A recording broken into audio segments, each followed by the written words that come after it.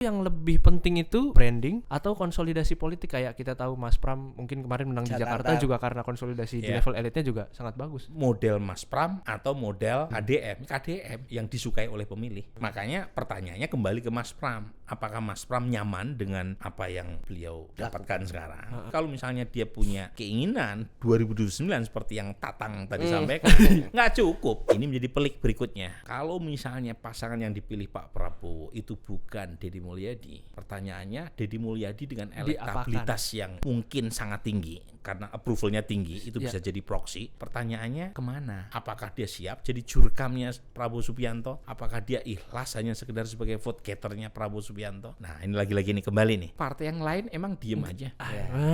Ini mulai nih. Ini betul kan?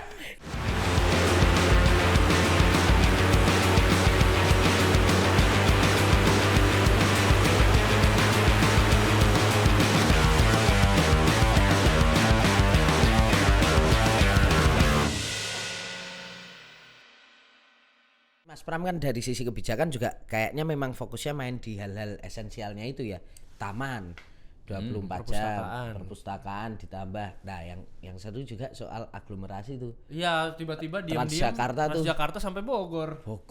Yang kayak model kayak gitu kayaknya memang. Nah, ini menarik juga nih kalau kita baca secara politik nih ya. Bogor kan DPT paling gede. Bogor maksudnya wilayah mana? Jawa Barat. DPT paling gede kabupaten. Jadi pertama kita harus akui ya bahwa Mas Pram itu sebagai gubernur punya banyak privilege. Penduduknya tidak sebanyak Jawa Barat, Jawa Tengah, Jawa Timur. APBD-nya triliunan. Jauh lebih besar ketimbang 3 provinsi besar di Jawa yang tadi saya sebut. Ya. Artinya dia punya banyak keleluasan fiskal untuk menciptakan semacam kejutan, efek wow terkait dengan gebrakan dia. Nah, beberapa yang dia lakukan salah satunya adalah dengan memberikan subsidi besar buat warga di sekitar Jakarta. Nah, Bogor, Tangsel, Bekasi, Tangerang, ya kan? Depok. Murah sekali loh, 3.500 kalau tidak salah. 3.500 flat. Murah sekali dan itu jarak jauh dekat jauh sama kan? Nah, kalau dibaca secara politik kan ini pesan juga nih. Karena wilayah-wilayah itu dikuasai oleh sebagian besar ya Deddy Mulyadi. Memang ada misalnya di Tangerang yang masuk Banten, tetapi yang mulai kan Bekasi, Bogor gitu. Itu dia wilayahnya Deddy Mulyadi. Tapi lagi-lagi kita lihat sah kan politisi untuk sah kan? Ya, sah buat misalnya Pramono Anung untuk memberikan semacam kebijakan yang memberi insentif buat warga di sekitar Jakarta yang notabene warganya Deddy Mulyadi. Nah, itu dia. Kan? Itu sah aja kayak investasi politik juga politik. Dan ketika proses seremonialnya kan misalnya katakanlah memang tidak ada pertarungan gitu ya. Misalnya tidak ada kompetisi kan bisa aja tuh kan bareng-bareng waktu seremonialnya. Tapi kan ini Mas Pram doang kan. Mas Pram aja. Seremonialnya. Dan justru Kang Deddy waktu ditanyain soal patungan sama wartawan, dia bilang itu kalau nggak salah nih soal patungan sama Jakarta. Transjakarta itu untuk transportasi umum juga bilangnya kan ya saya kayaknya lebih urgent untuk bantu masyarakat daerah terpencil daripada transportasi umum. Udah ada mulai nih. Ini apakah memang mau saingan? Bukan kita yang ngadu. Bukan Mas, ya kan? Dan jangan lupa bukan hanya gubernur yang sedang menjabat, mantan gubernur pun sudah mulai mengirim sinyal-sinyal persaingan juga. Mantan gubernur yang mana ini Mas? Mantan gubernur Jakarta. Sinyal-sinyal persaingan. Sinyal-sinyal. Oh ya. Mulai menyebut di tweet atau di konten bahwa saya tidak ahli konten. Saya bukan gubernur konten. Itu sebenarnya dalam bahasa politik kan kira-kira saya bukan Deddy Mulyadi loh. Lagi pengen menjadi antitesis satu sama lain gitu ya. Itu dia. Itu dari mantan gubernur Jakarta. Termasuk ada rencana untuk memperbaiki jembatan di Sukabumi. Wilayahnya Deddy Mulyadi juga. Tapi buat kita Tatang Vito.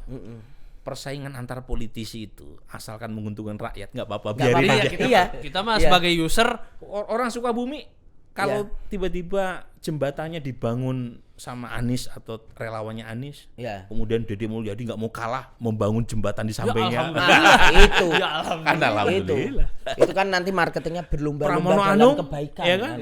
Itu Pramono Anung tiba-tiba menyediakan banyak subsidi buat warga di sekitar Jakarta yang notabene warganya Deddy Mulyadi di Jawa Barat.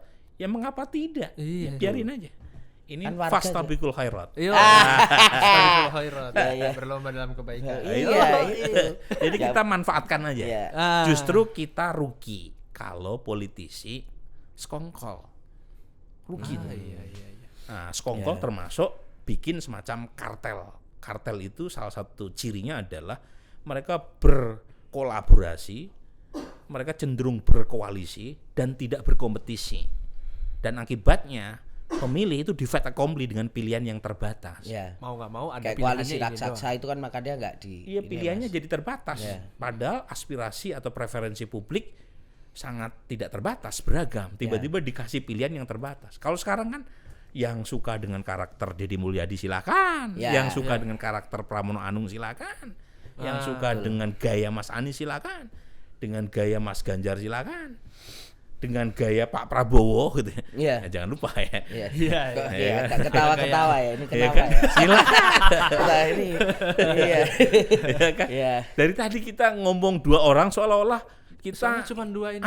Seolah cuma dua orang. Ada Pak Prabowo juga. Masih ada. Iya. Partainya KDM kan juga Partai Pak Prabowo. Ini kan juga satu kesaktian KDM ya, dari Golkar geser ke Gerindra tiba-tiba dapat gubernur Jabar, calon gubernur. Ini menurutku keren sih ini. Ini gila sih, ini lobbyingnya keren sih. Kacau. Belakang layarnya ternyata juga gacor juga kan, depan layar juga. Gacor juga ya. Lah, Prof Burhan, tapi kalau misalnya kita ngomong, tapi lu penasaran enggak sih Ridwan Kamil sekarang lagi ngapain? Iya, penasaran. Mas Burhan penasaran juga. Penasaran lah. Yang dibahas Anies, soalnya Ridwan Kamil kan mantan gubernur juga ya. Mantan juga. Kontender juga. Mantan gubernur Jabar. Mantan calon gubernur Jakarta. Iya. Ini kayaknya lagi enggak bersosmed juga ya. Ada musibah ya. Musibah ya. Musibah tanda kutip. Ini bahasa politisi kan begitu. Ketika ada kasus nyebutnya musibah. Iya. Kang Emil dulu kenceng juga kan sosmed kan. Makanya ini ya buat politisi yang semata-mata berbasis sosmed, hati-hati. Karena branding itu butuh kredibilitas. Kalau misalnya tidak kredibel, cepat muncul, cepat hilang. Makanya hati-hati. Jadi one hit wonder ya. One hit wonder. Tapi kalau kredibilitas tanpa diimbangi sama branding juga sayang juga. Jadi kalau hanya kredibel tapi tidak punya kemampuan membrand dirinya, ya susah untuk muncul. Prof, tapi kalau dalam konteks pemilu nasional, katakanlah misalnya Pilpres 2029, sebenarnya tuh kita kan Indonesia kan presidensial, rasa parlementer gitu, elit-elit partai masih kuat banget pengaruhnya buat menentukan hasil politik gitu. Itu yang lebih penting itu branding atau konsolidasi politik, kayak kita tahu Mas Pram mungkin kemarin menang di Jakarta juga karena konsolidasi di level elitnya juga sangat bagus. Kalau untuk kepentingan pasca pemilu itu konsolidasi elit penting, karena setelah pemilu urusannya adalah governability. Karena untuk running the government butuh dukungan politik yang memadai. Tapi untuk proses winning the election itu branding lebih penting ketimbang konsolidasi elit. Dan pengalaman sudah lama membuktikan. Pilpres pertama Pak SBY itu hanya didukung oleh kekuatan kurang lebih 10% dari DPR. Partai-partai di DPR. Dia hanya didukung oleh Demokrat. Waktu itu 2004 Demokrat cuma dapat 7%. Kemudian PBB dan beberapa partai kecil. Jadi kurang dari 10% pendukungnya. Tetapi beliau mampu mengalahkan Ibu Mega yang saat itu didukung oleh koalisi raksasa. Ibu Mega, incumbent, Golkar, PD Perjuangan, P3 semua dukung Ibu Mega. Tetapi proses Pilpres tidak membutuhkan dukungan, bukan tidak membutuhkan ya, dukungan elit itu efeknya kecil. Karena antara suara sopir sama penumpangnya sama nilainya. Iya. Tetapi memang setelah pemilu mau tidak mau Pak SBY, Pak Jokowi 2014 juga modalnya cuma 37% di parlemen, hanya 4 partai yang mendukungnya. Tapi kan setelah itu ada deadlock lama kan di elit ya di DPR. Baru setelah dia berhasil merangkul Golkar dan P3, terjadi konsolidasi di tingkat elit karena kekuatannya di parlemen lebih dari 50%. Demikian juga dengan Pak SBY.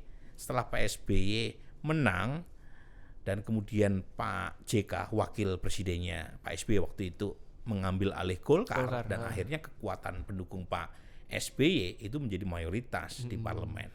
Jadi tergantung tujuannya. Oke. Branding untuk konteks pemilu jelas sangat penting. Branding.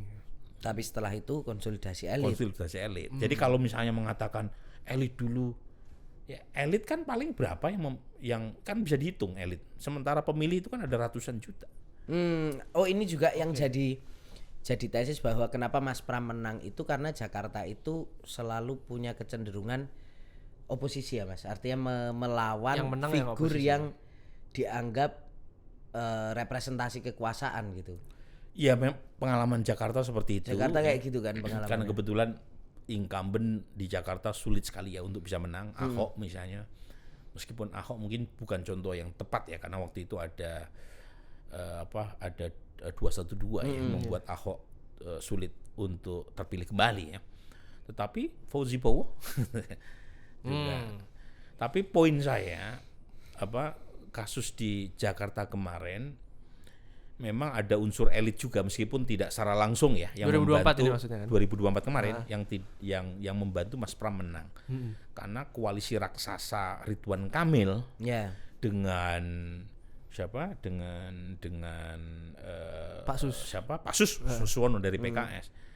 Itu koalisi raksasa tapi banyak kempes. Nah, karena tidak solid. Iya. Ya. Jadi saya melihat ada semacam ketidaksolidan dari level elit koalisi pendukung Pak Prabowo dalam menyukseskan Ridwan Kamil. Jadi ini berbeda dengan tempat lain. Misalnya Pak Jokowi ke Jakarta hanya sekali 2 kali, itu pun hanya bicara di depan relawan Ridwan Kamil. Sementara dia di Jawa Tengah kampanye all out untuk Lutfi. Pak Prabowo juga tidak terlihat membabi buta mengendorse. Karena memang figur Mas Pram secara elit itu udah diterima. Posisinya baik di mata Pak Prabowo, di mata Pak Jokowi ya. Nah lain nih ya, kalau misalnya kalau misalnya elit-elit pendukung Pak Prabowo all out mendukung Ridwan Kamil, mungkin hasilnya tidak semulus itu buat seorang Pramono Anung ya untuk bisa menang dalam satu putaran. Artinya kan ini ada satu kecanggihannya Mas Pram ini kan juga soal elit. Iya betul. Elit memang saya kira di antara politisi yang paling acceptable di tingkat elit itu Pramono Anung. Dia dari partai oposisi kurang lebih ya, meskipun PD Perjuangan kurang terlihat oposisi di mata Pak Prabowo. Tetapi relatif bisa diterima sangat baik oleh Pak Prabowo, oleh Pak Jokowi, oleh elit-elit politik yang lain, termasuk bukan hanya elit politik, elit oligarki itu juga relatif menerima. Orang-orang kaya itu happy sama Pramono Anung. Jadi, tetapi kan problem Pramono Anung bukan di situ, problemnya di branding. Problemnya soal reach out pemilih atau dalam mungkin arti luas. beliau merasa menurut gue justru branding yang porsinya nggak terlalu signifikan karena sepanjang gue bisa mengamankan konsolidasi elit, gue bisa mengamankan semua mesin partai, pemenangan nanti relawan gerak semua. Pengalaman 2004 Ibu Mega yang didukung elit kalah. Lagi ya. 2014 siapa yang didukung oleh koalisi raksasa? Pak Prabowo Prabowo. Subianto. Kalah juga. Oke. Jadi poin saya, belum ada kalau presidennya misalnya seorang Pramono Anung cukup merasa puas dengan posisi sekarang sebagai gubernur dan tidak ada niat untuk maju ke jenjang berikutnya, ya nggak apa-apa kayak sekarang. Oke. Tapi kalau ada niat Kalau ada hal lain di luar dari apa yang dia peroleh sekarang, nggak cukup dengan hanya bermodalkan aspek teknokratik dan dukungan elit, nggak cukup. Tapi emang Mas Burhan lihat bahwa Mas Pram ini memang kayaknya nggak mau Tadi kan kita barusan bicara tentang pasemon. Semua ya kan. Politik Jawa itu jangan membaca apa yang tersurat. Itu dia. Yang tersirat. Itu pakarnya namanya Bambang Pacul. Ya. Dia akan tahu tuh. Iya. Karena kan udah sampai di apa Mas? Karena Gubernur DKI Jakarta itu kan selalu disebutnya tuh RI3, karena punya keleluasaan fiskal, terus biasanya juga jagoan yang maju, dekat dengan pusat kekuasaan, dekat dengan pusat media. Nah, itu tadi kan. Nah, itu kalau kita lihat misalnya di 2029 nanti Mas Burhan melihatnya. Jadi Jakarta itu mirip MU. Hampir degradasi dong. Tunggu dulu. Jakarta itu punya segalanya kan. Oke. Sedemikian juga dengan MU. Bener. MU itu punya resources. Ya. Salah satu klub terkaya. Iya betul. Punya sejarah. Iya. Tetapi kalau tidak dikelola, tidak di branding dengan benar, yang lokro. Iya. Maksudnya gitu ya. Iya. Saya tidak bicara spesifik Mas Pram ya. Ya. Jakarta secara umum. Karena dia punya kemewahan banyak sekali. Ya. Yang tidak dimiliki oleh provinsi lain. Paling tidak sekarang ya, sebelum pindah ke IKN. Emang jadi Mas. Enggak tahu. Simis ini tata Ya. Pak Prabowo emang udah ke sana Pak Prabowo belum ya? Belum ya. Pelan-pelan. Ya, itu 2028 katanya. Nah, kita bahas soal sedikit 2029 Mas. Tapi kalau bicara soal 2029 Mas Burhan melihatnya gaya politik antara Pramono sama KDM ini yang akan lebih laku untuk kemudian jadi menaikkan level mereka lah ya, mereka jadi gubernur, jadi capres atau capres. Kita baca dari literatur ya. Oke. Misalnya tulisan Saiful Mujani, Bill Liddell, dan Dodi Ambarni, buku tentang voting behavior since democratization, terbitkan sama Cambridge. Itu buku yang berkaitan dengan perilaku pemilih di Indonesia pasca reformasi. Ya. Nah, kalau kita baca buku itu ada hubungan linear antara approval rating dengan elektabilitas. Nah, artinya kalau ditanya 2029 model Mas Pram atau model KDM yang disukai oleh pemilih. Makanya pertanyaannya kembali ke Mas Pram. Apakah Mas Pram nyaman dengan apa yang beliau dapatkan sekarang? Kalau nyaman, ya tentu pilihan. Kita nggak bisa menyalahkan juga. Tapi kalau misalnya dia punya keinginan 2029 seperti yang Tatang tadi sampaikan, nggak cukup pakai begitu. Nggak cukup ya. Nah, tetapi untuk konteks Deddy Mulyadi kan lebih pelik. Ketika approval ratingnya itu berbuah elektabilitas, dia itu kader Gerindra yang terikat oleh keputusan internal partai untuk merenominasikan seorang Prabowo Subianto. Pelik tuh. Nah, tapi kan Mas Pram juga apa yang nggak pelik Mas? Tegak lurus juga toh. Tidak sepelik di Gerindra dalam kasus Pak Prabowo dengan Deddy Mulyadi. Mengapa? Karena dalam kasus di PD Perjuangan itu tidak ada calon presiden definitif. Mereka belum berbicara itu. Sementara untuk kasus di Gerindra, Pak Prabowo sudah ditetapkan sebagai capres 2029 beberapa bulan lalu. Ya. Pelik itu. Kalau PDIP itu kan prosesnya masih nanti bisa sampai last minute kan. Dan pengalaman selama ini dalam kasus PD Perjuangan, Ibu Mega kan terbuka untuk mencalonkan kader biasa. Bukan hanya dari terahnya. Bahkan terbuka juga untuk dalam kasus 2014 beliau tidak menggunakan tiket untuk menunjuk dirinya sebagai capres. Dia kasihkan ke Pak Jokowi. Artinya PD Perjuangan tidak sepilik Gerindra. Karena sejarah membuktikan Ibu Mega terbuka kalau misalnya ada kader lain yang muncul ya akan didukung. Tambah Mas Pram ini kan mantan sekjen PDIP juga. Wong lawas. Speak-speakannya kunci-kunciannya sama Bu Mega udah paham lah. Kuncian. Manggilnya Mbak Mega. Iya. Kalau bahasa orang Jawa nyerateni Bu Mega itu udah adanya. Mengayomi, ngurusin Bu Meganya tuh. Cara-caranya nanti masuknya itu udah dapat celahnya itu Mas. Celahnya udah dapat. Malah Deddy Mulyadi cuma nih Ibu Mega ketika mengusung seorang Jokowi 2014-2019 dan mengusung Ganjar 2024 pertimbangannya apa coba? Elektabilitas. Tetap itu. Tetap itu. Tetap by data ya. Kalau misalnya elektabilitas Mas Pram tidak kompetitif, ya jangan salahkan Ibu Mega dong kalau melirik calon presiden yang lain. Loh, tapi di dalam konteks DKI kemarin kan Mas Pram juga was nobody, tapi Betul. ada insting Tapi ada politik Rano Bu Mega. Karno kan. Ah, Itu satu. Yang kedua, Ridwan Kamil juga tidak kuat-kuat amat. Ya. Jadi waktu yang kuat kan sebenarnya Anies dan Ahok, Ahok. dua-duanya Iya, oke. tidak dicalonkan. Iya. Makanya dan jangan lupa Ibu Mega mungkin dalam kasus di DKI Jakarta itu lebih nothing tulus mengusung Mas Pram karena Kaisang nggak jadi maju sebagai calon gubernur atau wakil gubernur. Jadi apa namanya? Ya wes lah gitu. jadi istilahnya itu tidak sekuat insentifnya kalau misalnya Kaisang maju mungkin Anies yang akan dicalonkan oleh PD Perjuangan. Karena kalau Kaisang yang maju, feeling saya nih ya, Ibu Mega akan mencari calon yang punya elektabilitas kuat. Paling kuat. Nah. Karena ini pertarungan bukan hanya elektoral tapi juga pertarungan harga diri. Iya, Setelah iya. Pak Jokowi dianggap mengkhianati partai kan di pemilu 2024. Tapi ketika yang maju itu Ridwan Kamil sama Suswono, Bu Mega, oke, Mas Pram.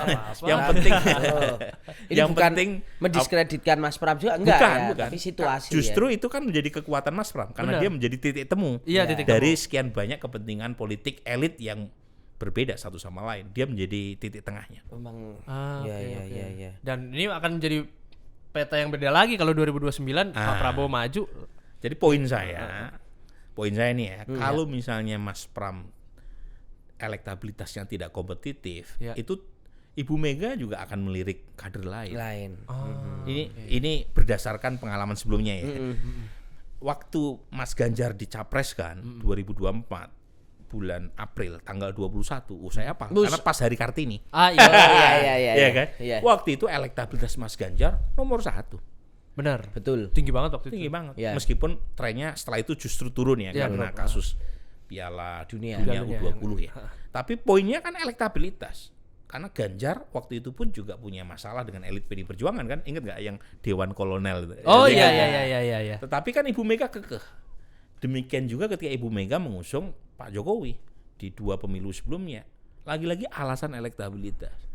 Dan hari ini dengan data survei indikator terkait dengan approval rating, sepertinya kalau ingin mendapatkan dukungan dari PD Perjuangan maju di Pilpres 2024, memang Mas Pram harus banyak berbenah secara elektoral. Kalau pengen, kalau mau ya. Iya. Kalau cukup nerimo kayak Tatang gitu, nerimo ing pandu, ya nggak apa-apa, nggak perlu sibuk-sibuk. Tapi nanti paling Mas Burhan juga yang manas-manasin mah nggak mau maju. Tahun 2027 udah mulai tuh. Ya. Sekarang masih nyantai-nyantai. Iya. Survei 2 bulan sekali. Lu apa ini Mas bagus ini. Iya. Ini rambutnya kayak Mbak Urip ya. Beliau yang kayak saya. Oh, serius? Saya sedang mengalihkan pembicaraan. Kira kita bacain. Lah kalau Kang Deddy sendiri misalnya dia punya maksud untuk naik kelas di 2029, mungkin sebagai cawapres lah karena situasi yang pelik itu. Pengalaman Pilpres 2024 sampai sekarang. Jadi mengapa 2024 sebagai acuan? Karena pertama kali kita memilih presiden dan wakil presiden secara langsung. Tidak pernah, setahu saya ya, tidak pernah ada capres cawapres dari partai yang sama. Jadi satu partai ya. Loh, kenapa demikian? Sorry, Mas Andi kemarin? Siapa? Mas Andi, Pak Prabowo? Oh iya itu ada. Iya. Hanya itu. Hanya itu. Iya. Saya harus koreksi. Hanya itu. Iya. 2019. Ya. Prabowo Sandi. Di luar itu 2024 ada 5 pasang. Ya kan? Waktu itu kan ada Hamzah segala. Ya. 2004. 2009 ada 3 3 pasang. Setelah itu ada 2 pasang. Terakhir ada 3 pasang 2024. Itu hanya satu yang pasangannya satu partai. Oke. Nah, kenapa begitu? Umumnya berkaitan dengan keinginan dari capres untuk menambah ceruk pasar dari partai lain. Kalau satu partai kan kemungkinan untuk menambah dukungan kecil. Nah, Pak Prabowo dengan Deddy Mulyadi dari partai yang sama. Mungkin kalau mengacu pada pengalaman 2019 kemarin, ada kemungkinan Bisa aja. Prabowo Sandi, Prabowo Dedi. Iya. Nanti Mas Gibran kemana? Nah, Nah, tapi kembali sini dulu. Nanti dulu. sabar. Oke, nah kalau misalnya mengacu pada pengalaman itu, kemungkinan munculnya dari satu partai yang sama itu kan kemungkinan kecil. Ya. Hanya satu dari sekian banyak Ya. paslon yang ada sejak 2004. Nah, ini menjadi pelik berikutnya. Kalau misalnya pasangan yang dipilih Pak Prabowo itu bukan Deddy Mulyadi, pertanyaannya Deddy Mulyadi dengan elektabilitas yang mungkin sangat tinggi karena approvalnya tinggi itu bisa jadi proxy. Pertanyaannya kemana? Dikemanakan? Apakah dia siap jadi jurkamnya Prabowo Subianto? Ya. Apakah dia ikhlas hanya sekedar sebagai vote gathernya Prabowo Subianto? Ah. Nah, ini lagi-lagi nih kembali nih. Partai yang lain emang diem aja. Ini mulai nih. Ini Iya, kan partai politik itu kan sangat pragmatis. Betul. Mereka akan mencari figur bahkan selain kader partai mereka sendiri yang dianggap punya potensi menang. Nah, saya terus terang nggak bisa menjawab sekarang karena itu pertanyaan yang terlalu prematur. Yeah. Tapi Yeah. ujiannya ini mungkin akan kencang dalam waktu 1-2 tahun ke depan. Jadi Setahun, 2 tahun. godaan itu akan kencang itu dari partai-partai lain. Kenapa? Oh, akan mulai melirik, mulai gini-gini Iya, tuh mulai 1 tahun ke depan mulai nih. Ingat ya, Oke.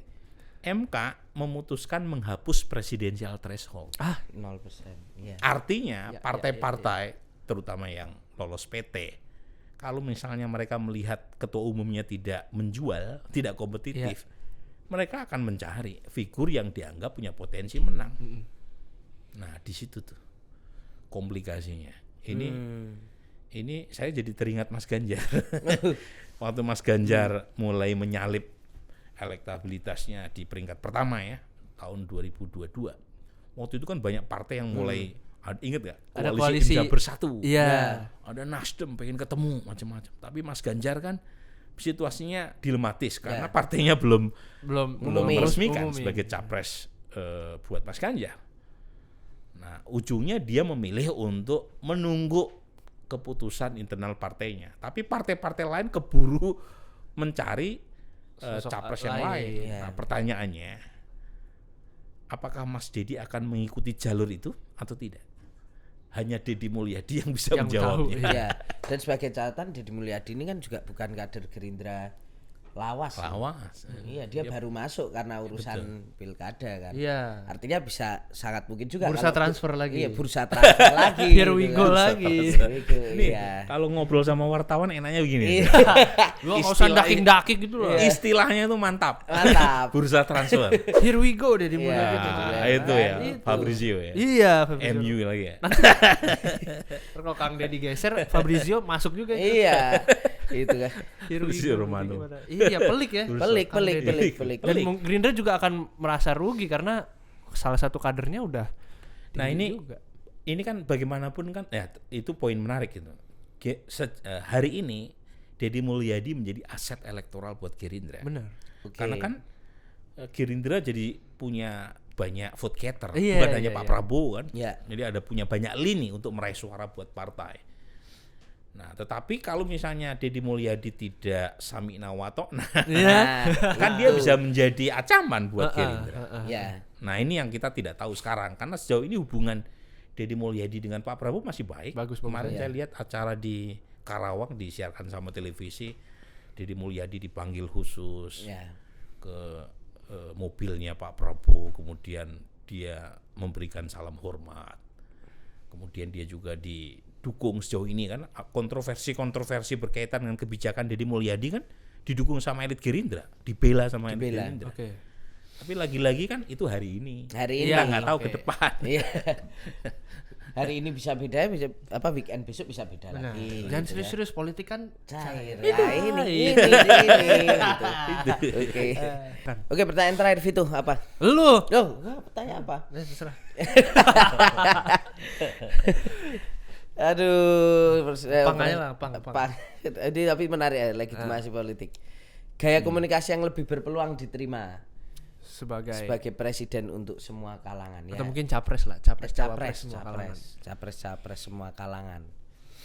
Tapi tadi menarik juga Mas, ternyata Jawa Timur sama Jawa Tengah itu nggak resisten sama Deddy Mulyadi ya. Iya, minimal dari Approval. program atau Awareness. Iya, awareness maupun kan ada pertanyaan kalau mereka tahu mereka mendukung atau tidak kebijakan-kebijakan itu. Karena kebijakannya ini kan bukan hanya kebijakan Deddy Mulyadi yang kita tanya. Iya. Semua gubernur kita tanya kebijakannya di provinsi lain. Ya. Tentu dalam lingkup satu pulau Jawa ya. Nah, sejauh ini memang saya belum menemukan resistensi terhadap Deddy Mulyadi, termasuk dari etnik terbesar yaitu Jawa. Dan pertanyaannya mungkin apakah karena faktor belum adanya mobilisasi against Deddy Mulyadi berbasis primordial, atau karena Deddy Mulyadi punya semangat pendekatan baru yang relatif bisa diterima dari etnik di luar Sunda. Bisa ada dua itu hipotesisnya. Kalau hipotesis yang pertama, memang kan belum ada mobilisasi misalnya sentimen primordial. Kan bukan hanya sentimen primordial yang bisa diarahkan ke Deddy Mulyadi. Kan ada kelompok-kelompok tertentu yang against Deddy Mulyadi yang seperti waktu kemarin beliau pilkada juga kan. Waktu pilkada kemarin kan, karena sejarah waktu menjadi kepala daerah di Purwakarta dan ada friksi ya dengan kelompok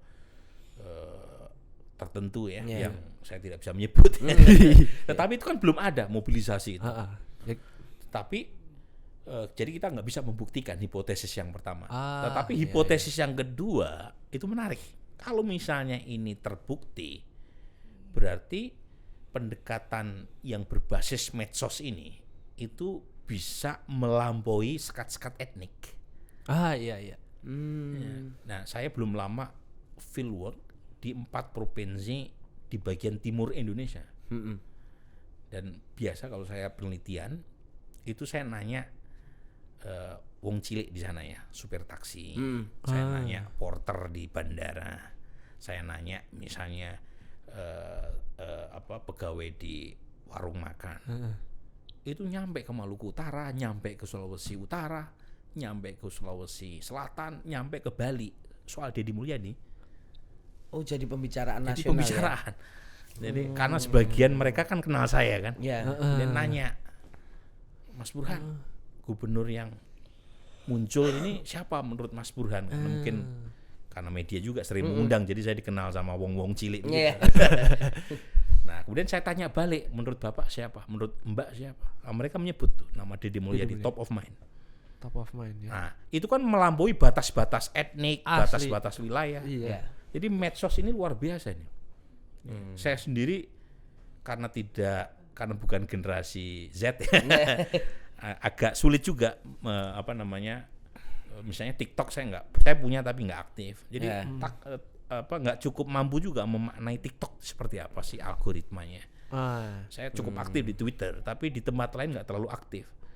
Untuk memahami fenomena Deddy Mulyadi ini, kenapa sampai segitu gitu. Dan lagi-lagi ini semacam eksperimen ya yang kita lihat nanti. Kalau misalnya Deddy Mulyadi berpeluang maju di 2029, meskipun tidak mudah karena halangan pertama dan utama itu berkaitan dengan internal partai. Iya. Itu dia. Artinya walaupun Kang Deddy ini banyak menonjolkan kesundaan, ternyata dia juga bisa diterima sebagai ternyata semua kalangan ya, semua kalangan.